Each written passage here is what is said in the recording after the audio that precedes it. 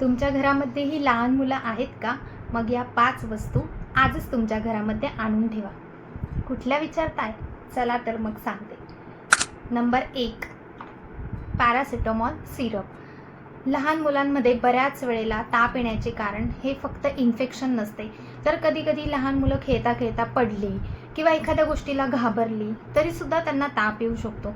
मग अशा वेळी जर बाळाचा ताप हा 100.4 डिग्री फॅरेनहाईटपेक्षा जास्त झाला तर घरामध्ये असणारे हे पॅरासिटामॉल सिरप आपल्याला खूप उपयुक्त ठरते. नंबर 2, ORSचे सॅचेट. लहान मुलांमध्ये उलट्या, जुलाब, डायरिया ह्या खूप कॉमन गोष्टी आहेत. मग अशा वेळी उलट्या, डायरिया किंवा जुलाबामुळे बाळाच्या शरीरातलं पाणी कमी होऊ नये यासाठी सगळ्यात उत्तम पर्याय जर असेल तर तो आहे ORS. त्यामुळे एक ORSचं सॅचेट तुमच्या घरामध्ये नेहमीच ठेवा. त्या नंबर 3, प्रोबायोटिक आणि झिंक. आता हे कशासाठी उपयोगी आहे तर लहान मुलांमध्ये पोट दुखणे ही सुद्धा एक खूप कॉमन गोष्ट आहे आणि बऱ्याच वेळेला लहान मुलांमध्ये पोट दुखल्यानंतर डॉक्टरसुद्धा प्रोबायोटिक आणि झिंक देणं प्रेफर करतात, कारण यामुळे पोटदुखी लवकर कमी होण्यासाठी मदत होते.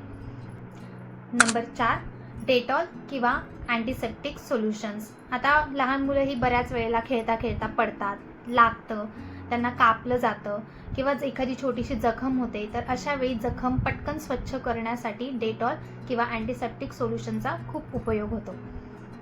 नंबर 5, कफ सिरप किंवा मध. आता तुम्हाला प्रश्न पडला असेल की मी कफ सिरपला सबस्टिट्यूट मध का सांगितलं, कारण 6 वर्षांच्या खालील मुलांना आपण डॉक्टरांच्या सल्ल्याशिवाय कुठलेही कफ सिरप देत नाही. मग अशा वेळी अचानक जर बाळाला खूप खोकला यायला लागला तर तुम्ही अर्धा चमचा अद्रकाच्या रसामध्ये 1 चमचा मध एकत्र करून जर ते बाळाला चाटायला दिलं तर त्याच्याने खोकला हा लवकर कमी व्हायला मदत होते. व्हिडिओ आवडला असेल तर लाईक, शेअर आणि सबस्क्राईब करा. जर तुम्हाला तुमच्या आरोग्याविषयी किंवा तुमच्या मुलांच्या आरोग्याविषयी काही प्रश्न असतील तर मला कमेंटमध्ये विचारायला विसरू नका.